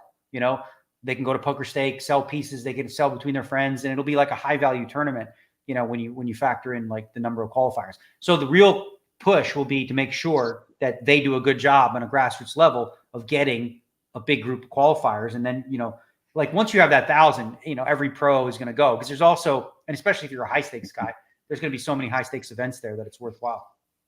What's the tournament you were telling Alan that he qualifies for the business guy side? Yeah, what was that one? They've done those before in the past, like Triton. The Triton, right? Yeah, where they do like, you have to field, or businessmen have to field the pros, and the pros play against each other for 6 to 8 hours, and the businessmen play against each other, and then they converge, and that sort of gives, I think, like the businessmen, they have a chance to like early on build up a big stack, so that by the time they do play against the pro, maybe they have like 2 to 3 times more chips than they do. I wrecked the pros on day one. I was Rob's pro in the Triton London one last year, Rob Young. And day one, I wrecked the pros, built up a stack, and then I got just killed by the business guys on day two and busted out of the tournament. I'm like, oh, great. Yeah, this seems fair. Actually, Roble got me at the end. It always ends up with Roble. Well, he's a businessman. Always ends up with Roble. But was there a big tournament for that, like an invite thing they're doing or something? I don't remember what was in the press release, but there'll be a bunch of announcements coming up and a bunch of big events, and but the main, of course, flagship one that was announced was the super main event, which is like I said, the 25K buy-in. Is that still going to overlap with the WPT win thing? Because last year you had to pick for at least a chunk of the schedule, right? Like those two things ran kind of simultaneously. Yeah, I believe it does. Like these are the dates we get, in December 6th through December 19th. These are the dates we get. These are the dates that were given, and I guess WPT has their dates at the same time. It probably does overlap to some degree. I don't know. But that's the deal that was made, and the slot was December. That's what we were given. And that's the one we took. Why are these two companies going to war in that time period? Because it seems like if they just gapped it a little bit, then people could play both. You might do way better on both fronts. Yeah. But the fact that they're going it kind of feels like a war is breaking out between WSOP and WSOP. Yeah, it definitely feels that way. From the WSOP side, I know it's because they can't move those dates. Those are the dates they get. They can't do January. They can't do any other time. Just December is the deal that was made. As for like the war, if you will, I think ultimately like what's happening, whether it's happening, I think a lot of people have sort of a short-sighted view of how it affects the players. Sure, it means that some of you are not going to be able to play both. But you know what it also means? There's competition for your buck, right? So when there's competition, people want you to go to Vegas, people want you to go to Bahamas, that sort of incentivizes both organizations and venues to like give the player more. Last year, like the World Series was giving anybody who cashed in the World Series in the summer would get $5K extra for coming, $25K for making a final table, an extra $100K if you win, right? As well as like room packages and things like that. So I think competition is good. Obviously, it's better for everybody if schedules can be staggered and stuff like that. But when this stuff sort of happens, like think about it, like there was $2.5 million overlay for those that were in Vegas, and there was all the added benefits and bonuses. So the people that benefit the most are the players. I get optically sucks for those that want to play both, and some were still able to do so on a quick flight, get into the last one at the win. But overall, I think when there's competition, the players are the ones that benefit the most. Yeah, I mean, it's a free market. When multiple companies compete, then it drives down the price of the product. Consumers win, and then And you look at it like operators have to be it's stronger. new, right? It's not new, right? So the summer, right? People come to Vegas for what? Because the WSOP brand brings them, right? So what do the other properties do? They smartly take advantage of the fact that the WSOP brand is there. So they say, you know what? We're going to run tournaments at the same time, and we're going to take not new players. It's not like they're hitting this separate player base. They're cannibalizing that same player base and say, come to our property, come to Venetian, come to Win, come play our tournaments, stuff like that. So this isn't new. This has been done, for many, many years, the World Series of Poker. So I think it's a little bit of the flack is unfair for WSOP creating the Bahamas event at the same time, especially when, those are the dates we've been given. And it's not like people haven't, companies haven't been doing that at the World Series for years. I thought WPT had their schedule first because I remember there was a lot of hype about it and I remember seeing it and I was like, oh man, WPT win. This is going to be a huge thing. And then I saw the WSOP announcement. I was like, wait, shit, this is the same time. Yeah, I thought that is true. Yeah. As far as I know, that is true that the WP schedule came in. Again, when you negotiate these deals with different venues and stuff, it's right before Christmas. It's right before New Year's. Like there's a question of room. It's different in Vegas, right? Because in Vegas, sure, you have room slots for the Win, but you have all these properties around there. A place like Bahamas, you have the Atlantis and then maybe Bahamar, but like there's not a lot of like available room. So they sort of like give you a slate and they give you like a date room where they can actually make it work. And, those are the dates we got. So the question is, do we just not have the event, try to find another venue in another country or whatever else like that? Or do we do it and then, just let the chips fall where they may? And as it turns out, I think, frankly, even though they missed their guarantee, I still think their tournament was a success. And I think ours was as well. So it's kind of like you said, it comes back to the fact that poker is just booming. And, we can actually accommodate a wide group of players. And Bahamas is really good for a lot of players too. Like Canadians don't come to Vegas because they have the tax issue. Bahamas works for them, right? You have a lot of people from South America that come to this venue in Bahamas. Maybe the West Coast people, they're going to go to the Win. And then you have the East Coast and some Europeans and South Americans, come to Bahamas. Way more international based player pool from what I saw before when I looked at like the player pools of the two different options. I have a tournament idea. Can I throw an idea out there for of course Mr. D-Negs and you share it with GG maybe? So if it's in the Bahamas, right? They have a casino there, right? Like, and it's part of a series, right? Why not at the end have a tournament where people who can, you have to have an account, but people who've played, say, 5 tournaments and didn't cash, or people who are, can demonstrate that they played a bunch and didn't cash, or, are down a bunch in the series, they get invited into like an invitational that includes them and casino customers. So guys that are, playing big in the pits or something like that. So it's like kind of a chance for someone to get their money back or have a big tournament amongst the people that are down. Okay, so where would the money come from the casino guys, or the guys that don't play poker that they would? Yeah, like the host for the casino, like blackjack or whatever. The host can email them and say, "Hey, did you know you qualified for this tournament?" Yeah. I'm pretty sure they do lots of events like that here in Vegas. You've probably played some at the Aria and things like that, right? Yeah, for the casino guests. Yeah. It's an idea. Yeah, not a good one. No. I mean, listen, it's been done a lot of places. The question of like. Yeah. I think typically what this is the give back for the big casino players, predominantly, right? Who they actually come out of pocket with it, right? Like, yep. So yeah, it's not free. I didn't know this about Alan. He's a budding tournament director. Yeah, we're seeing him grow before our very eyes here, Daniel. I'm trying to push this poker thing across the line. Nice. trying to build it up. That's good. Yeah. No, if you have any ideas, we'd love to hear them at the lodge. You're welcome to shoot us some of your ideas and we'll see what we can do. I got to come to the lodge. I haven't been. And Dude, I've been wanting to come. Yeah. Yeah. Both of you guys, whenever you want. If you're ever thinking about coming out to Austin, I don't know. Bill's opening that vegan restaurant, Daniel. I'm not sure if that ended up. I'll come for that. Finishing or not. I'm pretty sure it's released soon or was supposed to be open or whatnot. But yeah, you're both welcome to come out whenever. That's a cool place. Congrats on all your success there. That's awesome. Thank you, man. I appreciate it. All right, guys. Thank you for hopping on today. Lots of great opinions, and thank you for doing some homework to prepare for this, Alan. Thank you guys for tuning in, and I will see you guys again soon. Peace. Cool. All right, boys. Got to feed the puppies.